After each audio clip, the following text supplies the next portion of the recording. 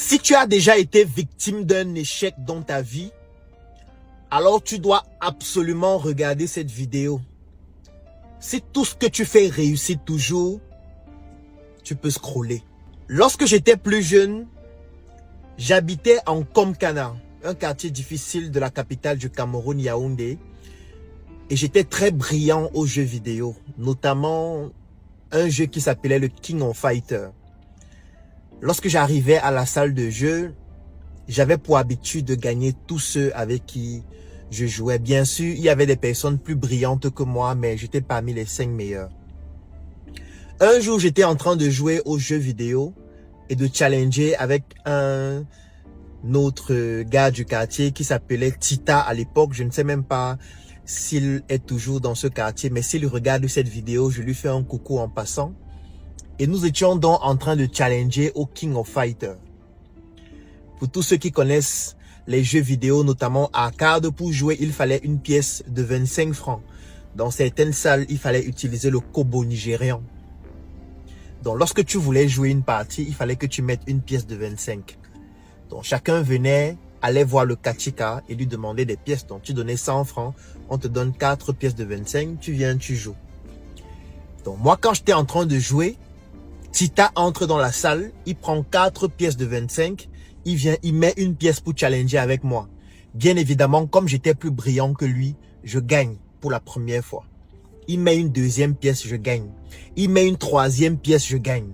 Il met une quatrième pièce, je gagne. Il va encore prendre 4 pièces de 25. Je gagne encore à 4 coups. Ça fait que je l'avais déjà gagné 8 fois. Il prend encore 4 pièces, il vient, je gagne. Il prend encore 4 pièces, il vient, je gagne. J'ai gagné comme ça, de manière successive, plus de 25 fois.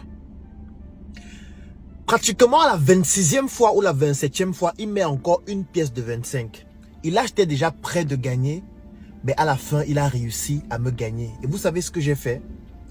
J'ai frappé l'écran en disant, mais comment est-ce que je peux perdre? Et Tita, il était très calme, très posé. Il m'a dit, Claudel, tu penses que tu vas toujours gagner? Tu penses qu'à chaque fois que tu vas jouer, tu vas toujours gagner? Moi, je ne fais que mettre de l'argent depuis je perds.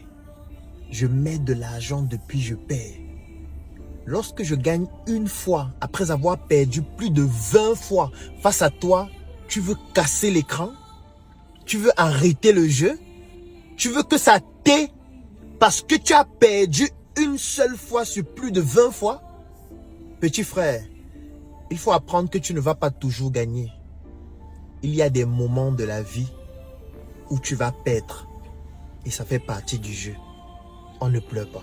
Ce jour-là, c'était une leçon immense. Parce que, déjà, c'était mon aîné. Donc, même s'il fallait aller avec les mains, je n'allais pas m'en sortir. Donc, lorsqu'il m'a dit ça, je suis sorti de la salle de jeu et je suis rentré. Ça a beaucoup tourné dans ma tête. Parce que je me suis dit, au final, il a raison. Il avait déjà perdu beaucoup d'argent. Moi, mon ego ne faisait que grandir parce que je gagnais. Et lorsque j'ai perdu une fois, je me suis dit, mais comment est-ce que je suis plus fort que lui et il réussit à me battre? Normalement, je devais le gagner éternellement. Non.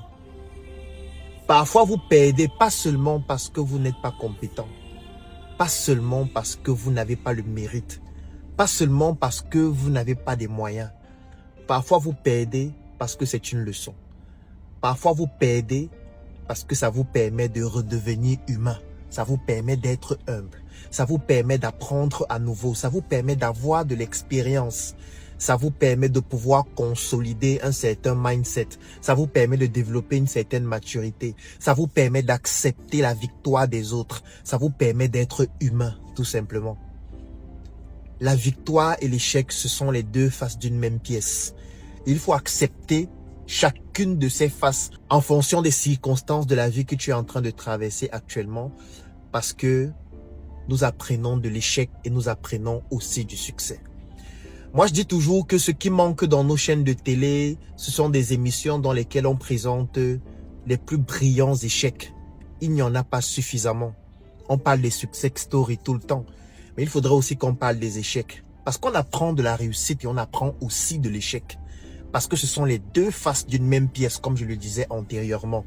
Et c'est la raison pour laquelle en octobre 2025, j'organise un stage pour 100 personnes afin de permettre à toutes ces personnes de bénéficier de mon expérience en termes de réussite et en termes d'échec afin qu'ensemble, nous puissions être beaucoup plus performants.